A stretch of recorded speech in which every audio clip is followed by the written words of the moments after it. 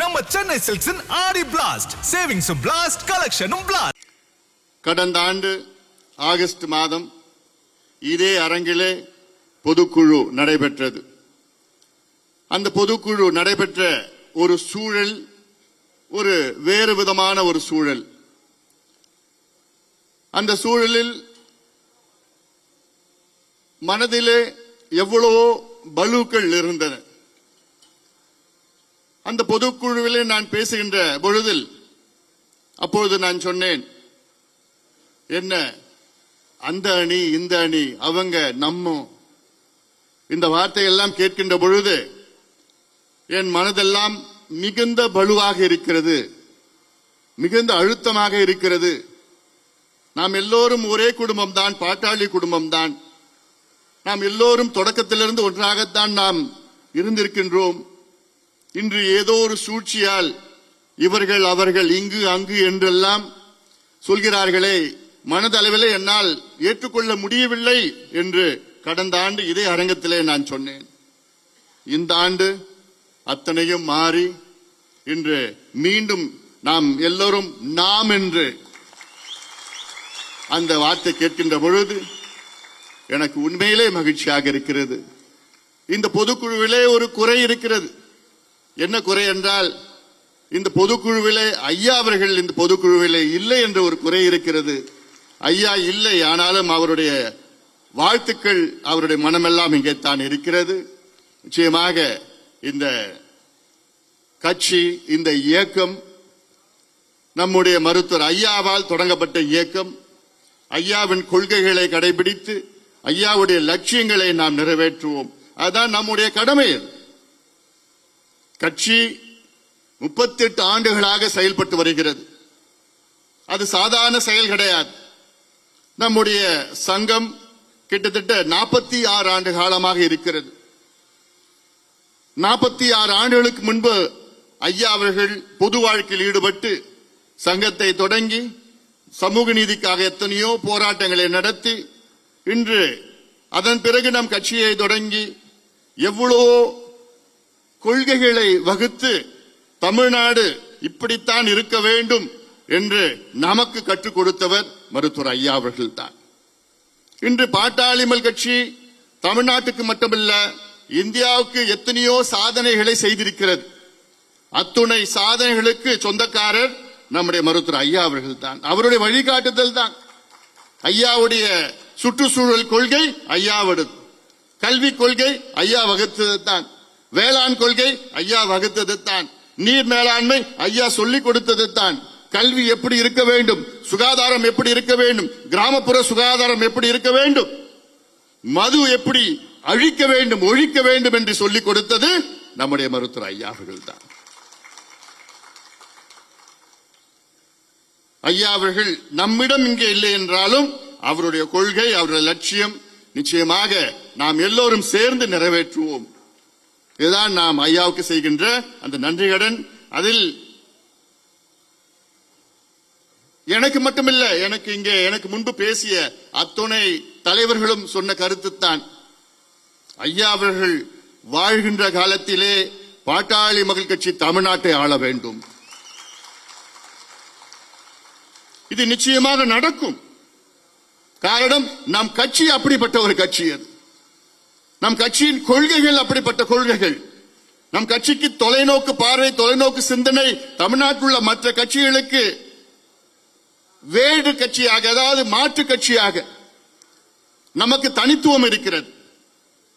PMK is a different party in Tamil Nadu than other parties.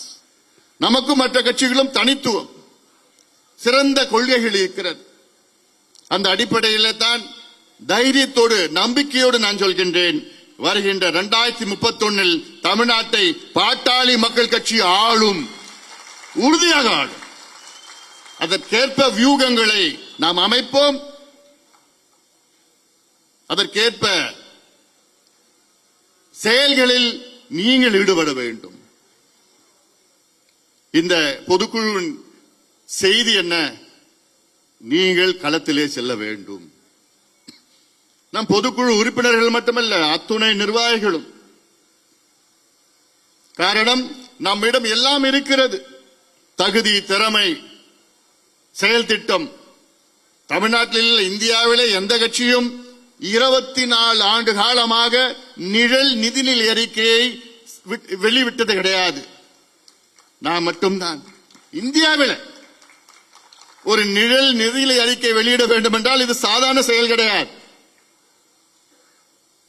Tamil Nadu அரசு நிதிநிலை அறிக்கை வெளியிடுகிறார்கள் என்றால் அதில் கிட்டத்தட்ட 150 IAS அதிகாரிகள் அதில் ஈடுபட்டு அதில் நிபுணர்கள் எல்லாம் கலந்து அத்துணை பேரும் சேர்ந்துதான் ஒரு நிதிநிலை அறிக்கையை வெளியிடுகிறார்கள். ஆனால் பாட்டாளி மக்கள் கட்சி நினைச்சு பாருங்க, 24 ஆண்டு காலமாக ஒரு நிழல் நிதிநிலை அறிக்கையை வெளியிட்டு வெற்றிகரமாக வெளியிட்டு தமிழ்நாட்டிற்கு எத்தனையோ எடுத்துக்காட்டு தமிழக அரசிற்கு செயல் திட்டங்களை கொடுத்து வருகின்றோம். இதை விட ஒரு தகுதி எந்த கட்சிக்கு தமிழ்நாட்டில் இருக்கிறது? எல்லாவற்றுக்கும் மேல் நம்முடைய முனைவர் சௌமியா அன்புமணி அவர்கள் பேசுகின்ற நேரத்திலே சொன்னார்கள், 100 ஆண்டுகளுக்கு முன்பு எடுக்கப்பட்ட சமூக நீதி கணக்கெடுப்பு, ஜாதி வாரி கணக்கெடுப்பு 100 ஆண்டுகளுக்கு முன்பு. அதன் பிறகு முதல் முறையாக தமிழ்நாட்டிலே இந்த ஆண்டு சாதிவாரி கணக்கெடுப்பு நடத்தப்படும் என்று அறிவிப்பு சட்டமன்றத்திலே ஆளுநர் உரையிலே வந்திருக்கிறது என்றால் அதற்கு முழு காரணம் மருத்துவர் ஐயா அவர்களும் பாட்டாளி மக்கள் கட்சியும் தான் காரணம். ஏனால் இது ஏதோ ஒரு கணக்கெடுப்பு, இது ஒரு சாதி கணக்கெடுப்பு அப்படியெல்லாம் ஒரு சில பேர் பேசுகிறார்கள். அவர்களுக்கு அந்த அளவுக்கு புரிதல் இல்லை. இந்த கணக்கெடுப்பு நடத்தினால் தமிழ்நாடு முன்னேறும், அனைத்து விதத்திலும் தமிழ்நாடு முன்னேறும். அதுதான் நம்முடைய இலக்கு. அந்த வகையில நீங்கள் நம்முடைய இலக்கை நோக்கி 2031 பாமக ஆட்சி, நம்முடைய ஆட்சி வர வேண்டும். அதற்கு நமக்கு களம் நமக்காக இருக்கின்ற அமைத்த களம் இது. கடந்த சட்டமன்ற தேர்தலில் நாம் வெற்றி பெற முடியவில்லை. ஆனாலும் தேர்தலுக்கு பிறகு தலை நிமிர்ந்து நின்று கொண்டிருக்கின்றோம். மற்ற கட்சிகள் எல்லாம் துவண்டு அடங்கி ஒடுங்கி இருக்கின்ற நேரத்திலே நாம் மட்டும்தான் தலை நிமிர்ந்து நிற்கின்றோம். காரணம் மக்களுடைய நமக்கு ஆதரவு. தேர்தல் முடிந்தவுடன் வேகமாக களத்தில் இருப்பது ஒரே ஒரு கட்சி தான், பாட்டாளி மக்கள் கட்சி. ஆளுங்கட்சி அது வேறு, அவர்கள் ஆட்சியில் இருக்கின்றார்கள். ஆனால் நாம் வேகமாக தமிழ்நாட்டில் உள்ள ஒவ்வொரு பிரச்சனையை, எந்த பிரச்சனை வந்தாலும் முதல் குரல் கொடுத்து, முதல் அறிக்கை விட்டு, முதல் போராடி களத்தில் இறங்கி மக்களுக்கு விழிப்புணர்வு ஏற்படுத்தி இதுதான் பிரச்சனை, இதுதான் தீர்வு என்று தொடர்ந்து சொல்லிக் கொண்டு வருகின்றோம். மீண்டும் நான் சொல்கின்றேன், இங்கே இந்த பொதுக்குழுடைய செய்தி என்னன்னா, களத்தில் இறங்குங்கள். நமக்கு எல்லாம் இருக்கு, தகுதி திறமை நேர்மை எல்லாம் இருக்கு. ஆனால் நம்முடைய இலக்கை அடைய வேண்டும் என்றால் களத்திலே கிளையிலே நாம் செல்ல வேண்டும். சமீபத்தில் நான் திருவண்ணாமலை மாவட்டத்துக்கு நான் சென்றேன். இங்கே மேடையில் உள்ள அத்துணை நிர்வாகிகளும் வந்தார்கள். திருவண்ணாமலை மாவட்டத்தில் 8 சட்டமன்ற தொகுதிகள், 86 நம்முடைய கட்சியின் ஒன்றியம், பேரூர் நகரம். 86 மூத்த நிர்வாகிகளை அழைத்து சென்று 2 நாள் திருவண்ணாமலை மாவட்டத்திலே தங்கி அங்கே கிளைகளை ஒன்றியத்திலே ஆய்வு செய்தோம். அதன் பிறகு கிருஷ்ணகிரிக்கு சென்றோம். கிருஷ்ணகிரியில அங்கே கிட்டத்தட்ட 66 ஒன்றியம், பேரூர் கிளை, பேரூர் நகரம். மூத்த நிர்வாகிகள் 2 நாள் அங்கேயே தங்கி ஆய்வுகள் நடத்தினேன். நானும் நேரே கிளைக்கு போனேன். கிளையில அங்க இருக்கின்ற இளைஞர்களை பேசினேன், என்ன பிரச்சனைப்பா உனக்கு? அதுல பல பேர் சொன்னாங்க, எங்களுக்கு மாவட்ட செயலாளர் யாருன்னு தெரியல. இது நம்ம உண்மையை நம்ம ஏத்துக்கணும். அப்போ என்ன நிலையில நாம அரசியல் நடத்திட்டு இருக்கிறோம், நம்ம கட்சி நடத்திட்டு இருக்கிறோம்? ஏன்னா இது இவங்க சொன்னாங்க, இல்லங்க நாங்க போறோம்னு. நான் சொன்னேன், நானே வர்றேன். ஏன்னா நம்ம மேடையில பேசலாம், தமிழ்நாடு ஃபுல்லா சுத்தி வரலாம், சட்டமன்றத்தில் நல்லா பேசலாம். பொதுக்கூட்டத்தில் நல்லா பேசலாம், மாநாடு நடத்தலாம், நடைபயணம் நடத்தலாம், எல்லாம் பண்ணலாம். ஆனால் நம்முடைய கிளை நீரோட்டமாக இருக்க வேண்டும். அப்போதுதான் நாம் தேர்தலில் வெற்றி பெற முடியும். சில ஒன்றியத்தில் ஒன்றிய செயலாளர் யாருன்னு கூட தெரியலன்னு சொன்னாங்க.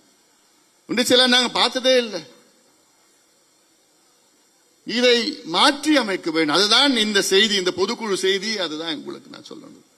தயவு செய்து களத்துக்கு போங்க. இல்ல நான் மாவட்ட செயலாளர், நான் இப்படிதான் இருப்பேன்னா அப்போ நீங்க மாவட்ட செயலாளர் இருப்பதற்கு தகுதியற்றவர்கள். நீங்க மாவட்ட செயலாளர் எங்கன்னா கிராமத்துக்கு போகணும். இந்த பேஸ்புக் வச்சுக்கிட்டு, ட்விட்டர் வச்சுக்கிட்டு, சோசியல் மீடியா வச்சுக்கிட்டு, பதிவு வச்சுக்கிட்டு எல்லாம் பண்ணாதீங்க. போதும். இதுதான் என்னுடைய எதிர்பார்ப்பு உங்கள்கிட்ட. நீங்க எந்த பொறுப்பு வந்தாலும் சரி கிளைக்கு போங்க. நீங்க எடுத்துக்காட்டாக இருங்க. பல ஒன்றிய செயலாளர்கள் போறது கிடையாது, பதிவு போட்டு அரசியல் பண்ணிட்டு இருக்கிறாங்க. தயவு செய்து போங்க. இதுக்கு பிறகு எப்படி இருந்தீங்களோ இதன் பிறகு மாற்றிக்கொள்ளுங்கள். இதுதான் உங்ககிட்ட நான் கேட்கிறேன். நம்ம சென்னை சில்க்ஸின் ஆடி பிளாஸ்ட் சேவிங்ஸும் பிளாஸ்ட் கலெக்ஷனும் பிளாஸ்ட்.